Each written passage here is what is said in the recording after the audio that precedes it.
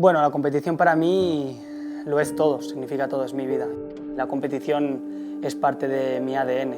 Yo si no compito no soy feliz, no puedo vivir. Es mi trabajo, pero también es mi modo de vida, la competición.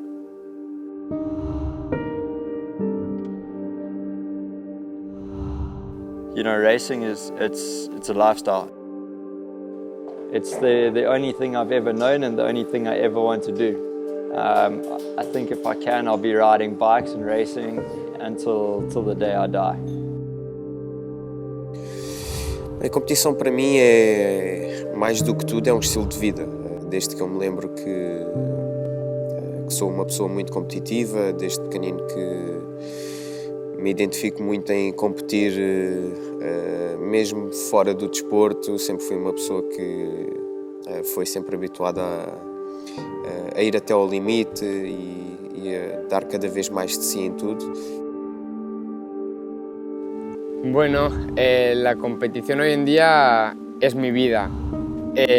Durante toda la vida bueno, he deseado llegar a MotoGP, que es la mayor competición hoy en día, la mayor competición del mundo, y bueno, lo he conseguido.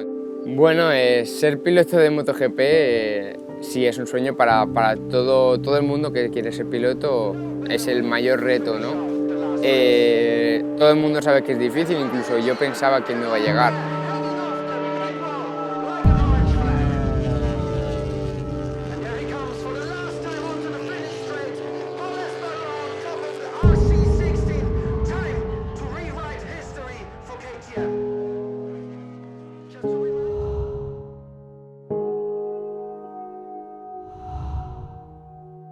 Also fangen wir mit der Marke an, das ist das Wichtigere. Ready to Race, das ist der Markenkern, und Motorsport hat für KTM eine immense Bedeutung. Und zwar seit es die Firma eigentlich gibt, seit die Firma existiert, wurde hier Motorsport betrieben. Und nachdem es der Markenkern ist, ist es, glaube ich, selbstredend, wie wichtig der Motorsport für KTM als Marke ist. KTM hat vor vielen Jahren sich entschieden, den Slogan Ready to Race nicht nur als Marketing-Gag irgendwo auf die Visitenkarte zu schreiben, sondern das wirklich täglich zu leben. Und wir in der Motorsportabteilung dürfen das umsetzen. Ich glaube, für KTM ist einfach, das ist klar, das ist in Stein gemeißelt, der Rennsport ist der Weg zum Erfolg in der Firma, dass man Feedback von der Strecke kriegt, was man in die Serie einlaufen lassen kann und dann einfach ein gutes Produkt macht. Aber die DNA kommt aus dem Rennsport.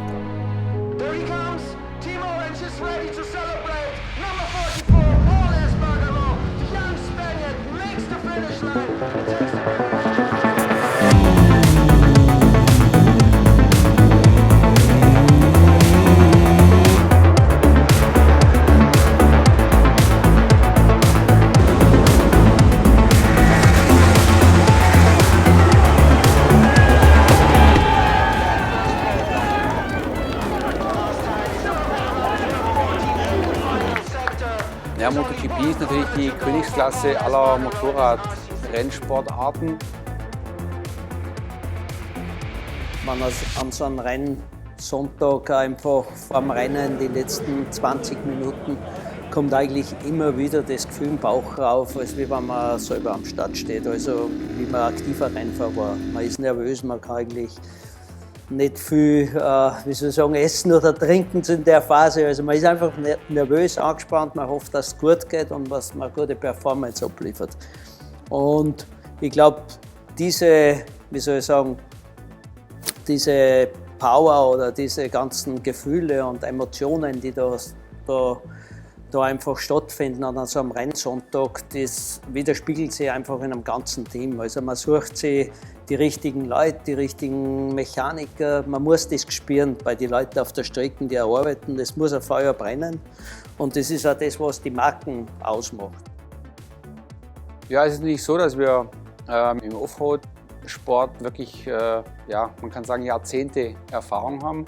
Unsere Serienmotorräder auch sehr nah an den Rennmotorrädern sind. Also hier hast du eine sehr große Entwicklungsabteilung, die schon mal ein wahnsinnig gutes Serienmotorrad auf die Beine stellt. Von dort übernehmen wir und gehen dann Rennen fahren. Das war so ein Spiel, das sich über Jahre gegenseitig gepusht hat, weil Alles, was wir im Rennsport erfahren haben, geht natürlich zurück in die Entwicklungsabteilung. Von dort werden gute Motorräder gebaut. Wir veredeln die ein bisschen für unsere Rennfahrer, stimmen die genau ab, bauen das Ganze auf. Auf der Straße war natürlich für uns schon absolutes Neuland. Der erste große Unterschied ist, dass wir nicht wie in der Rallye oder im Enduro oder im Motocross auf ein Serienmotorrad aufbauen können, sondern du baust halt wirklich einen Prototypen. Hier haben wir sehr viel gelernt beim Einstieg in die Moto3-Weltmeisterschaft 2012, weil du dort dann zum ersten Mal darauf angewiesen warst, dein eigenes Rennmotorrad eben zu bauen. Dass das die Grundlagen werden sollten, um später ein MotoGP-Team aufzubauen, haben wir natürlich damals nicht gewusst. Aber ja, im Rückblick war genau das einer der wichtigsten Schritte überhaupt, wie wir das Moto3-Projekt aufgebaut haben, indem wir wirklich gesagt haben, wir machen alles hier zu Hause am Standort in Mattighofen, heute Mundorfing, um wirklich das Wissen hier im Haus zu haben und auch auf das aufzubauen.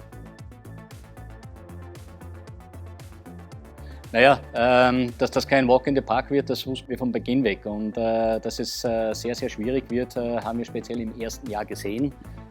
Die Abstände zur Spitze waren wirklich dramatisch, das muss man in aller Deutlichkeit sagen, und vielleicht auch etwas doch größer, als wir ursprünglich gedacht haben. Was mich wirklich sehr, sehr beeindruckt und was mich auch sehr positiv stimmt, ist, in welcher Kürze der Zeit wir eigentlich diesen Abstand zufahren konnten. Der Wettbewerb ist ja auch nicht stillgestanden, die sind ja auch schneller geworden. Das heißt, dass wir überproportional uns haben verbessern müssen im Vergleich zum Wettbewerb, und das ist sehr, sehr gut gelungen bis jetzt. Wir sind wesentlich näher dran gewesen im Jahr 2019.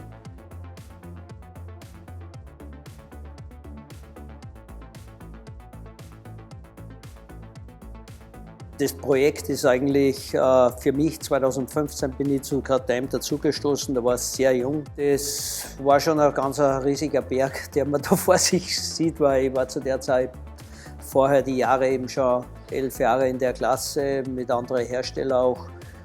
Und ich habe schon gewusst, wo das Level liegt, wo die Latte liegt, wenn man da mitspielen will, richtig. Und ja, aber mich hat einfach fasziniert, war ich einfach von der Herangehensweise auch. Also wie von der Top-Management-Etage, sprich vom Boss, vom Stefan Bierer bis Trunkenbolz, mit Bayer, alle, wie die hinter deinem Projekt gestanden sind.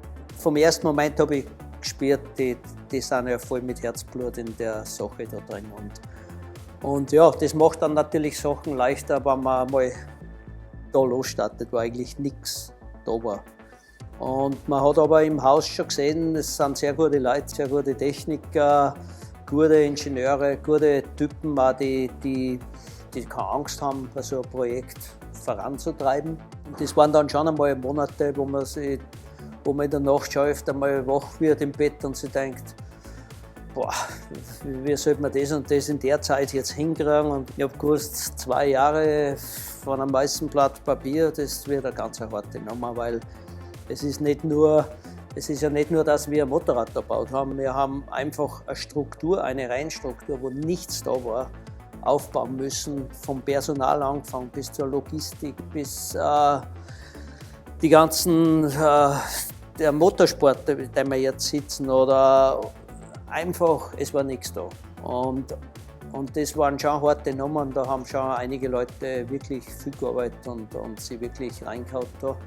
Und ja, wir sind dann eigentlich 2015 am Ende das erste Mal mit dem Motorrad auf Strecken rausgefahren. Und das war eben, ich meine, ist ein Motorrad gebaut worden und der Alex Hoffmann hat sich auf das Motorrad gesprungen und ist da in Spielberg die ersten Runden gefahren. Und wie das Ding das erste Mal vorbeigefahren ist bei Stadt Züll, also boah, das war schon ein Moment, weil wir haben dann wirklich versucht, 2016 einen super Testbetrieb zu starten. Wir haben das schon in der Art aufgezogen, wie wenn wir ein Rennteam wären mit 2 Seiten. Also wir haben quasi einen Stammfahrer mit Miguel gehabt, der war unser Testfahrer, und man hat dann natürlich gesehen, wo sind die Schwachstellen, wo sind die positiven Sachen. Man ist Kilometer gefahren, aber natürlich so ein Jahr, das war im Flug vorbei.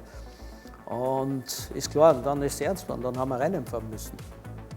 Und Ja, und da gibt es dann einmal keine Ausreden, weil dann ist man in der Auslage. Und ein Projekt wirklich von null in 2 Jahren, dass man in Doha auf der Startlinie steht, das ist nicht so ohne, dass man das bewerkstelligt.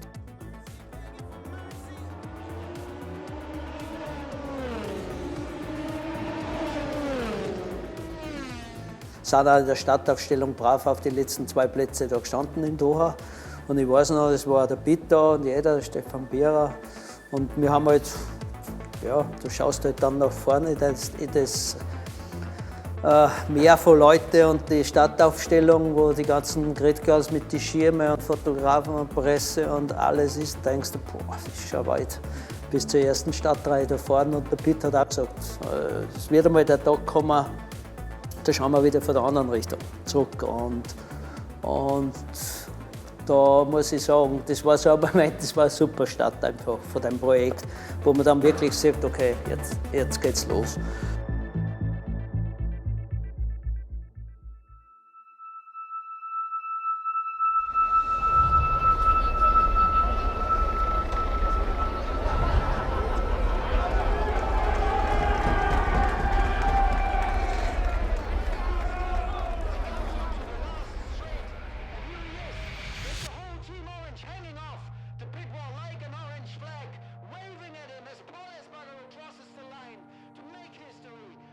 Na, er ist ein absoluter Hero. Also wie er sich in diesen Jahren gezeigt hat, das kann man von einem Sportler nicht besser erwarten. Hochprofessionell, immer volles Commitment, eine total tolle Einstellung, ein Brand Ambassador noch dazu. Immer sympathisch geblieben, auch wenn es noch so weh tat. Und ich könnte mir keinen besseren Topman in der MotoGP vorstellen als den Pol. Ich denke, da ist wesentlich mehr drin, als wir bis jetzt gesehen haben. Er ist fahrerisch sicher einer der Top-Piloten und das wird er heuer abrufen können. Am Paul schätze ich, dass er zunächst mal, einfach ein feiner Kerl ist. Ja, mit ihm haben wir wirklich auch einen Freund kennengelernt. Aber natürlich, hier geht es ja um den Job, hier geht es um die Arbeit, hier geht es um Resultate. Und dann war ich Paul der unserem Projekt eigentlich so das Backbone gegeben hat. Also in den schlimmsten Zeiten, wo er sogar mit Verletzung rausgefahren ist und noch irgendwas rausgequetscht hat, war er so die stabile orange Kraft und hat für uns eigentlich die Resultate eingefahren. Und seine positive Art, immer wieder in die Box reinzukommen, immer wieder positiv zu sein und auch egal, welche Schwierigkeiten wir am Abend vorher hatten oder am Tag vorher, er kommt am nächsten Morgen rein und ist halt wieder positiv. Also der Paul ist seit dem ersten Rennjahr bei uns dabei und macht einen super Job. Also Hut ab, der Paul hat wirklich immer 100% gegeben. Er hat wirklich an dem Projekt vom ersten Moment positiv dran geglaubt und der Paul ist auch gewachsen in dem Projekt. Ha sido un camino súper largo y además muy duro porque el proyecto era completamente nuevo, era un proyecto muy ambicioso, pero a la misma vez algo tan nuevo que nadie era capaz de predecir lo que iba a pasar, ¿no? Con cosas muy distintas que los demás, suspensiones distintas, un chasis completamente distinto, una filosofía de trabajo completamente distinto que los demás. Pues fueron momentos duros, empezábamos los últimos de la parrilla en Qatar, pero con la misma ambición que tenemos ahora, ¿no? La ambición de ganar y llegar donde estamos ahora, pero sin duda fueron momentos muy duros, con lesiones muy duras, las lesiones más duras de mi carrera deportiva, pero en esos momentos de estar lesionado en casa, de atravesar por hospitales cada 2x3, te das cuenta de que solo existe una cosa en tu cabeza, que es competir, que es ganar, que es subirte otra vez a la moto para ser el mejor y para sacar lo mejor de ti mismo. Y KTM creo que quería lo mismo que yo, hemos hecho un match perfecto. Nos ha costado mucho trabajo y sacrificio llegar donde estamos, pero estamos en el sitio que queremos, estamos en el sitio que debemos estar. Bueno, yo tengo presión encima de mis hombros porque al final soy la punta de esa lanza que hay tanta gente detrás, ¿no? Apoyando, trabajando y luchando y sudando como yo lo hago, pero creo que esa presión la llevamos entre todo el equipo, ¿no? Juntos compartimos esa presión, aguantamos esa presión caemos juntos, nos levantamos juntos, ganamos y perdemos juntos. Y esa presión que yo tengo encima de mis hombros, sin ellos yo no sería capaz de soportarlas. Tengo más experiencia que nunca, físicamente estoy mejor que nunca, me rodeo de la mejor gente para mí del mundo, los mejores profesionales, tengo un equipo humano brutal detrás que viene hecho y dado por KTM, que eso es impagable, no hay dinero para pagar un equipo humano como el que tenemos. Sí que es cierto que estamos en un inicio de un proyecto muy ambicioso, pero sin duda creo que estoy en mi mejor momento y lo estoy aprovechando tanto como puedo. Sin duda las expectaciones para el año que viene son altas. Quiero conseguir los mejores resultados posibles. Ahora estamos en un punto que estamos acariciando la gloria, ¿no? Estamos acariciando los puestos donde todo el mundo habla, donde todo el mundo quiere estar, y nosotros estamos muy cerca, y eso es, por una parte es muy bueno, por otra parte es muy malo, ¿no? La parte buena es que creas una inercia positiva, que cuando consigues esos resultados, pues lo único que quieres es seguir consiguiendo esos resultados e incluso mejorar. Todo el mundo tiene claro que aquí no nos vale quedar décimos, no nos vale quedar séptimos, queremos llegar a ganar algún día, y sin esa ambición y sin esa presión conjunta del equipo creo que es imposible. Habrá fracasos, habrá momentos de bajón, sin duda, pero esos momentos son los que nos van a llevar para arriba con más fuerza y más intensidad que nunca.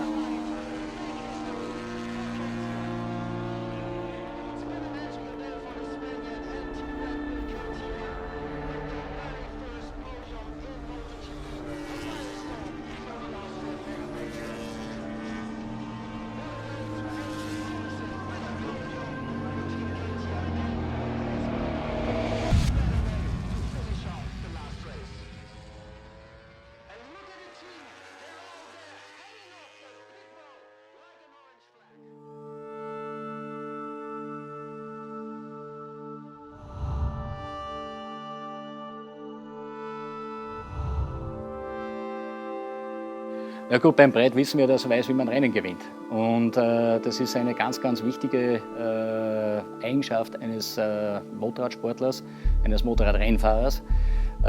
Vorne mitzufahren ist das eine, zu wissen, wie man ein Rennen gewinnt, zu wissen, wie man ein Rennen anlegt in den letzten Runden und dann als Erster über die Ziellinie zu fahren. Das kann der Brad, er weiß, wie das geht, und wenn man das in der Moto2 kann, dann kann man es wahrscheinlich auch in der MotoGP. Ja, Brad Binder ist natürlich für uns ein Burschen, den wir sehr gut kennen und mit dem wir auch schon einen Moto3 WM-Titel eingefahren haben. Und der Brad ist ein bisschen anders sicher wie der Paul, er ist nicht ganz so euphorisch, aber der Brad, der geht halt sehr behutsam an die Dinge ran, versucht ein Motorrad 100%ig zu verstehen, versucht eins zu werden mit dem Bike, und dann wird er aber richtig stark und dann wird er auch richtig schwer zu schlagen für seine Gegner. Also der Brad ist ein hochtalentierter Fahrer, der wird seinen Weg machen, aber er muss natürlich Ruhe bewahren und er muss schauen, dass er verletzungsfrei durch die Saison kommt, und ja, dann werden wir mit dem Brad sicher eine Riesenfreude haben.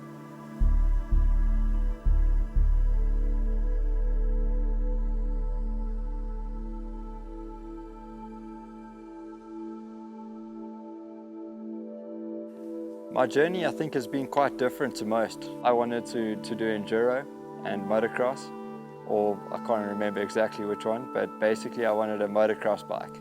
So my dad bought me a motocross bike and my brother wanted to do karting. So my dad bought my brother a go-kart, and we were going to go our separate ways. And then the first time we actually went to the track and we tried the go-kart, I decided I wanted one too. So my dad ended up getting both of us new karts, and there you go. That's pretty much where this whole, I'd say, real racing thing started. At the beginning I used to do karting and racing the street bike at the same time, but after a while I just really didn't enjoy the four wheels anymore, and all I wanted to do was ride my two-wheel bike. So yeah, I think that's where everything started in South Africa. And then after 2-3 years of racing there, I was winning the stuff in South Africa by quite a margin, and my dad and I decided maybe we should come overseas and just to see what it's like, you know. Basically, we ended up leaving South Africa on a Tuesday afternoon, landing Wednesday, went to buy a bike in England. My dad prepped the thing on Thursday for us, and Friday and Saturday we raced at, where were we? It was at Brands Hatch. It was my first ever race out of South Africa. And you know, we went there, I think, expecting to get a hiding or get thrashed, to be honest. But my first race I ended up coming second. And then from then on out, it was kind of like, okay, actually maybe we're not too bad at this. We should try and do something different. And maybe we should try and make the move to Europe and see what it's like. Shortly after that, I tried out for Red Bull Rookies Cup. And I would say that's where my whole racing career really got kick-started. The level was another world compared to what I was used to. So it was tough. It was super hard at the beginning, but I think that's what really set the tone for me of how my career was going to be going forward almost. Because each category I went into, I felt like I almost started at the back again and then slowly worked my way forward. After these 3 years in Red Bull Rookies Cup, I got the opportunity to step up into the Moto3 World Championship. And yeah, there I pretty much started from scratch again. If I made it, great. If I didn't, we were going home. I worked so hard in my 2012 season. I made so many mistakes, crashed huge amounts, and yeah, I mean, I had a few races in the top 10, and we came to the last race of the season in Valencia. I didn't have a ride for the new year, and I ended up finishing 4th in that race. I was fighting for the podium the whole race, and unfortunately I got pipped in the last corner and I missed my first podium. But then after that race, that afternoon I signed a contract for the 2013 season, and I'd say that's what pretty much, that's how my whole career basically got jump started, because it was I had the impression that I was going home. I thought that Valencia was going to be my last race. You know, we went from that to just basically getting a ride at the last moment to, once I joined Red Bull KTM, things started to get much better for me. So it took me a good half a season to really learn, and after that, once I really started to understand my bike, understand my team, and understand how I need to ride to go fast, I started to get good results. From that moment when the season finished in 2015, I had a good idea that I could be really strong in 2016. For me, it was almost like a make or break year, because I don't know, for me, I live a long way away from home throughout the season. You know, I don't see my family, I don't see my friends all the time, and if I'm here racing, I want to be the best, or at least be fighting to be the best, but I'm not going to be a guy that makes up the field. So in 2016, that's when things completely changed. I had a good start to the year. First three races were quite good, and then I got to Jerez in Spain, but unfortunately I had to start last, and I'd qualified second for the race, but I had to start in last position. And that race I managed to start at the back, pass everybody, and I won by 3 seconds. So I think from that point it was kind of like, okay, maybe now I'm at a point where I can fight for a championship and hopefully just keep winning races. And I think that pretty much set the tone for the rest of the season. And I ended up winning, I think, 7 races that season. So it was great. Then I ended up winning the World Championship, 2016 World Championship. So yeah, that's when things really started to turn around, I'd say. And yeah, I mean, that was probably the highlights of my career so far. For me, I won the Moto3 World Championship, and I stepped up into Moto2 with KTM, which was amazing. And it was an unbelievable season. Unfortunately, after my 3 years there, we didn't manage to get a World Championship, but I was 3rd in 2018 and 2nd in 2019. It was the strongest I'd ever been, and I felt like I was riding to the maximum every single session and every single lap. And yeah, I finished 15th in Mugello, 12th in Barcelona. Some other races, same thing, you know, I was barely cracking the top 10, and I knew I'm capable of so much more. They really believed in me, and they understood that once we got the package together, that we would be there. And that's one thing that I can really take out of 2019 as a huge positive, is how much KTM really trust in me, and also my team, you know, how even after such extremely hard times, they kept working, and every session we tried something new. In Austria was where we really made a good breakthrough, and I managed to win the first Grand Prix of the year for KTM and my team.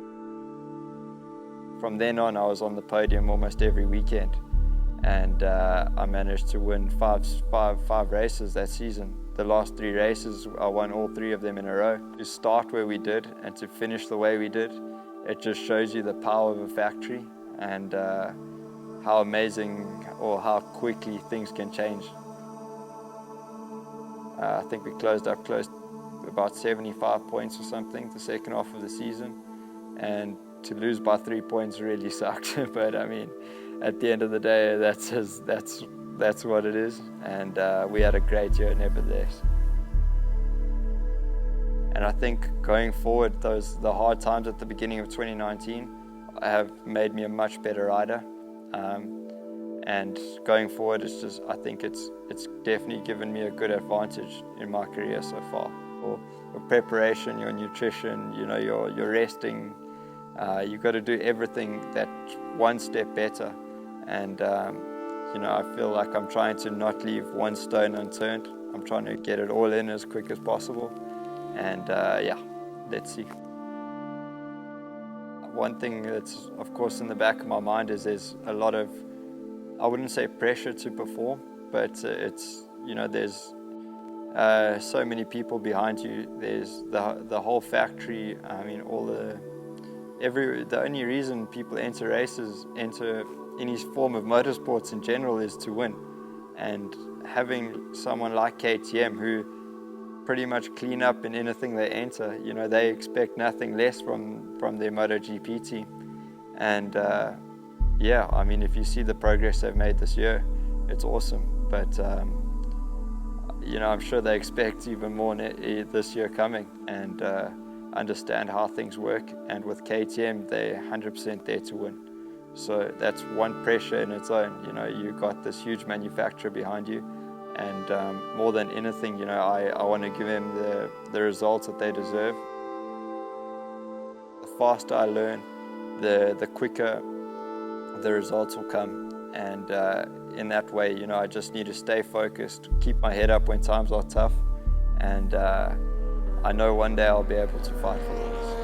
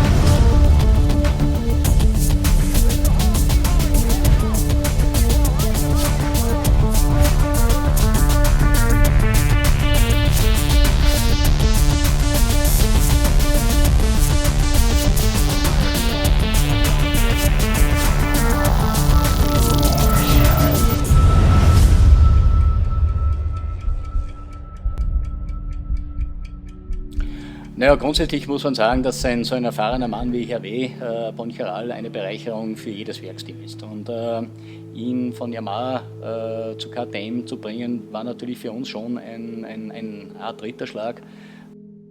Und die Erfahrung, die er mitbringt und die sein Team mitbringt, letztendlich haben wir das auch gesehen in der Entwicklung der jungen Fahrer, dann kann man nur sagen, das war die richtige Entscheidung. Und für uns ist es ganz toll, ihn in der Familie zu haben.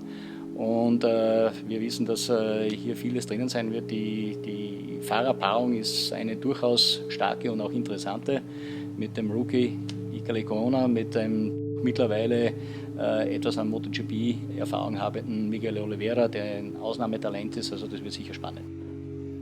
Also ich sehe das ja nicht so Satellitenteam und Werksteam, sondern ich sehe, dass wir hier 4 KTM-Fahrer am Start haben. Und ich muss ganz ehrlich sagen, ob dann letztendlich das Werksteam oder ein Fahrer des Satellitenteams oder des Tektorteams vorne ist, das spielt für uns eigentlich nicht die große Rolle. Unsere ersten Erfahrungen waren so, dass es natürlich nochmal ein wahnsinniges Paket zu stemmen war. Aber mit dem Hervé Boncharal, ich habe es vorher erwähnt, hat sich in der kurzen Zeit so eine starke Freundschaft und Verbindung entwickelt, dass er einer von uns ist und er redet genauso von uns als KTM, als Gemeinschaft, als Team. Da haben wir was erreicht, das schaffen ja andere Verbindungen nach Jahren nicht. Also da sind wir wirklich stolz drauf, so eine Mannschaft und auch so einen Häuptling in der Satellitenmannschaft auf unserer Seite zu haben. J'ai travaillé avec beaucoup d'autres constructeurs, j'ai travaillé avec 3 des plus grands constructeurs mondiaux de moto et une rapidité d'évolution, une réponse si rapide, j'ai jamais vu ça. Je pense que le service compétition, le service course chez KTM, il est incroyable. Quand on va déjà dans les locaux, on est impressionné par ce niveau-là. J'ai jamais vu un service course comme ça chez aucun autre constructeur. Ah, mon aventure avec KTM est une aventure superbe, incroyable. Ça fait donc 31 saisons que je suis là en tant que Tech 3, plus de 40 ans que je travaille sur les circuits à différents postes et jusqu'à présent j'avais toujours travaillé avec des sociétés japonaises. Et quand j'ai vu KTM s'engager en MotoGP, j'ai été très heureux et très admiratif du travail qui était réalisé. Et c'était dans ma tête, dès les premiers tours de roue de cette machine, une envie de parler à l'équipe KTM, une envie de comprendre un petit peu leur manière de travailler et leur plan. Je crois beaucoup dans la vie au sentiment humain, au relationnel et peut-être à tort ou à raison, j'ai un jugement assez rapide sur les gens. Et quand j'ai vu Pete, qu'on a discuté, je dirais maximum 15 minutes, dans ma tête j'étais déjà conquis. Le challenge KTM me plaît énormément. Ils ont un slogan qui s'appelle « Ready to Race », prêt à courir. Et je pense que ce n'est pas seulement un slogan, c'est une réalité. Après, j'ai eu l'occasion et la chance de rencontrer M. Stefan Pirer, de rencontrer Hubert Trunkenpols, qui sont pour M. Pirer le propriétaire, pour M. Trunkenpols qui fait partie des membres fondateurs de la société KTM. Et j'ai vu cet enthousiasme, que ce soit sur le plan industriel, que ce soit sur le plan compétition. Et ça m'a totalement séduit. Et j'ai eu envie de travailler avec eux parce que c'était une manière de travailler différente, parce que je pense qu'ils ont une volonté que j'ai rarement vue, une passion que j'ai rarement vue aussi. Et ça n'a pas été difficile pour moi de les convaincre que 4 motos sur la grille, c'était mieux que 2.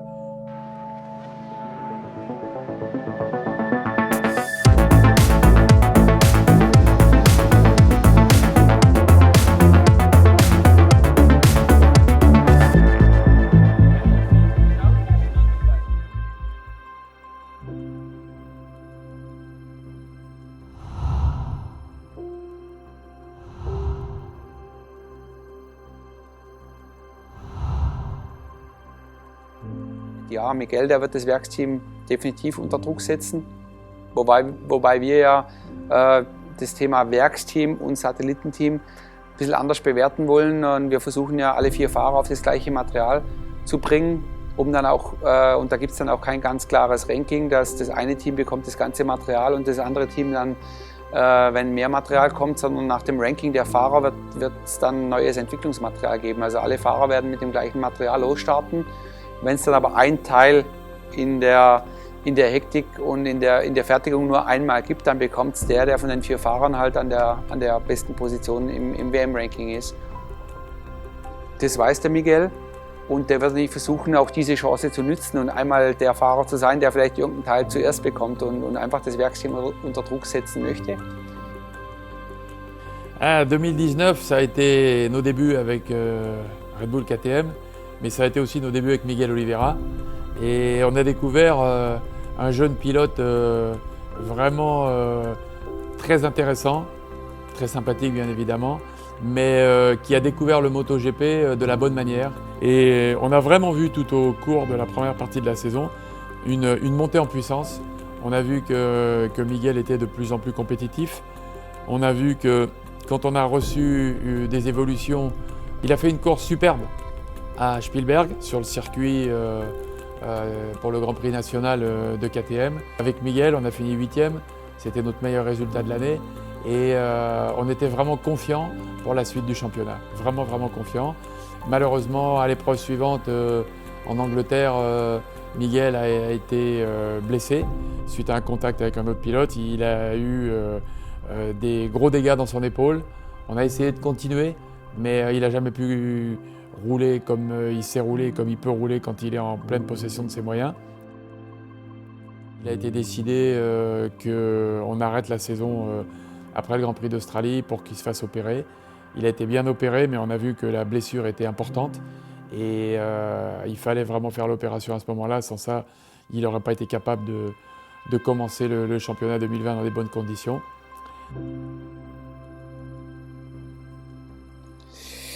A minha jornada foi uma jornada longa, difícil, com muitos obstáculos, mas foi sem dúvida o MotoGP foi o sonho alcançado, era sem dúvida aquilo que eu queria quando era pequenino. Quando montei na moto pela primeira vez comecei a olhar para o MotoGP, sendo um piloto português tive de trilhar um caminho que ainda ninguém tinha trilhado antes e talvez o alcançar desse sonho, ser o primeiro português e o único até o momento em ter chegado ao MotoGP, é dos fatores que mais me enche de orgulho, porque fiz algo inédito e único e que vai ficar para a história e isso deixa-me muito orgulhoso. Depois, todas aquelas dificuldades pelas quais acho que todos os pilotos passam, a aterragem na grelha do MotoGP, é um sonho tornado realidade, sem dúvida alguma, mas sempre com os pés bem assentes na terra, de que é muito difícil mantermos naquela grelha, porque é das grelhas mais competitivas que existem atualmente no desporto motorizado. Bem, estar na família da equipa da Tech 3 é mesmo isso, é estar numa família. É mais do que reconhecida toda a experiência e todo o profissionalismo que envolve todas as pessoas da equipa. Todas as pessoas são espetaculares, do RV até ao meu chefe de mecânicos, ao Gui Colon. Toda a gente é fantástica e eu sinto-me muito honrado de poder fazer parte da família da Tech 3. Adaptar ao MotoGP não é fácil e eu levei o meu tempo a tentar perceber como conduzir a moto e como adaptar o meu estilo de condução à dinâmica, no fundo, do MotoGP, mas julgo que um pouco antes de metade da temporada já consegui solidificar bem a minha velocidade, melhorar diversos aspectos que eu e a equipa fomos trabalhando ao longo do tempo, nomeadamente a travagem, e julgo que a minha época foi bastante produtiva, a nível de que eu passei por momentos muito difíceis, nomeadamente a lesão, que me permitiram neste momento estar um piloto muito mais forte, e eu julgo que todas as dificuldades pelas quais nós passamos na época de 2019 nos vão trazer muitos resultados já nesta época de 2020. Eu julgo que a KTM mostrou sem dúvida alguma esta época de 2019 que querem ser grandes no MotoGP, gigantes, e enche-me também de orgulho fazer parte desse trajeto. E acho que esta época de 2020 vai trazer um ambiente de equilíbrio entre toda a estrutura da KTM, entre as duas equipas, e eu julgo que vão estar reunidas muito boas condições para formarmos e transformarmos esta moto numa moto ainda mais competitiva.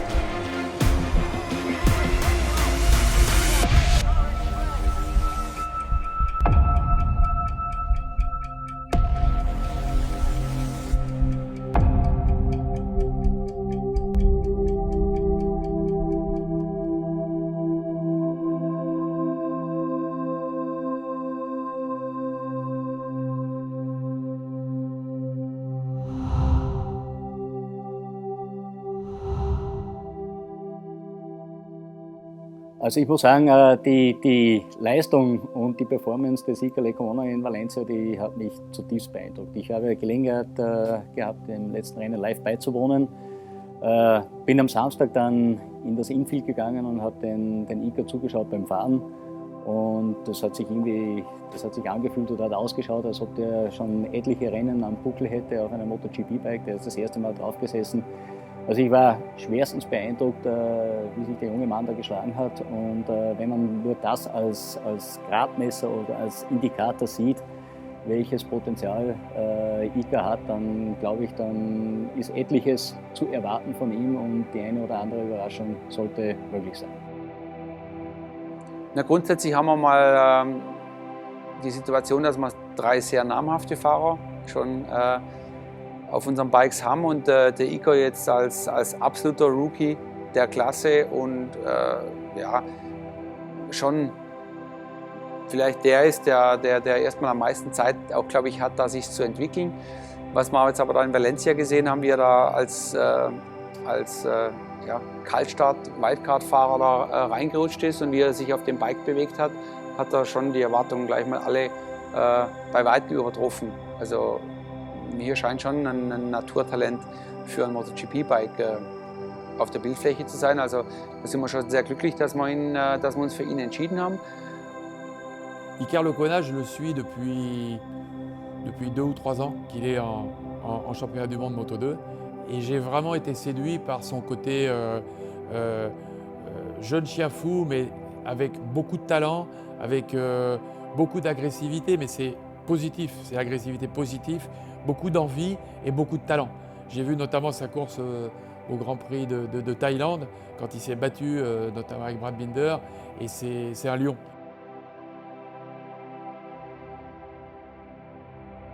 Pero también es cierto que yo cuando entré en las motos no me dedicaba a la velocidad, me dedicaba al cross, quería hacer enduro.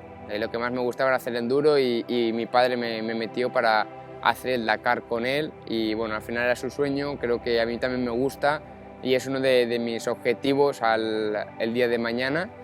Y bueno, a partir de ahí entré en la escuela de KSB y bueno, me fui formando, hice de todo tipo de motos, viajamos mucho por toda España Y bueno, poco a poco fuimos evolucionando con distintas motos, distintos trastos, como decimos nosotros, que nunca eran motos nuevas. Y bueno, hasta el día de hoy, ¿no? que en 4 años de carrera profesional, bueno, del europeo de Moto 2 al mundial de MotoGP han pasado solamente 4 años. Entonces creo que ha sido una locura, pero aún así es satisfactorio el verte ahí arriba. Con nuestra recompensa de subir a una Moto 2 ya fue un gran avance y satisfacción por saber que el trabajo que estamos realizando era muy positivo.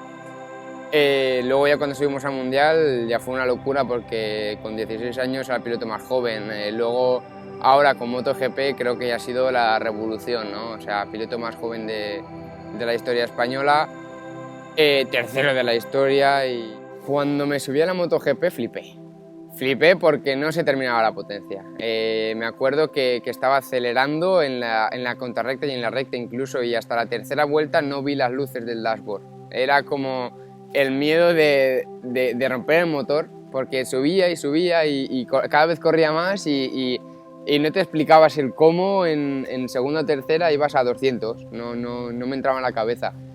Y bueno, gracias al equipo también me pusieron poca potencia, mucho control, y bueno, a partir del sábado ya fuimos un poco progresando, pero fue una locura. Adaptarse a esa potencia y a esos frenos creo que ha sido el mayor reto que he tenido, ¿no? Bueno, para el 2020 en un principio quiero disfrutarlo. Es el primer año de MotoGP. Creo que puede estar muchos años, pero como todo el mundo me dice, hay que disfrutarlo carrera tras carrera. Es cierto que bueno, después de ver todos los test del Gran Premio de Valencia, creo que podemos llegar a ser rookies si trabajamos. Creo que la nueva moto de KTM ha evolucionado y bueno, en un principio no me quiero meter presión, al menos hasta mitad de temporada que veamos si es posible ser rookie o no.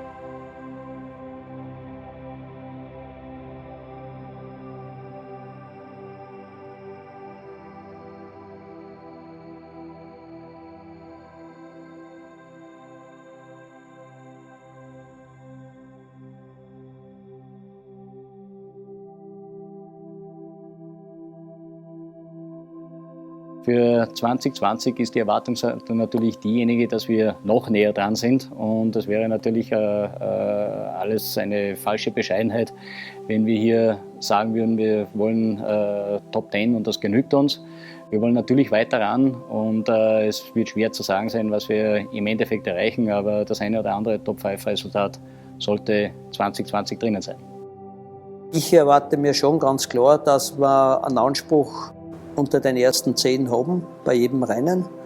Und die Devise ist auch ganz klar im Team und auch für die Fahrer.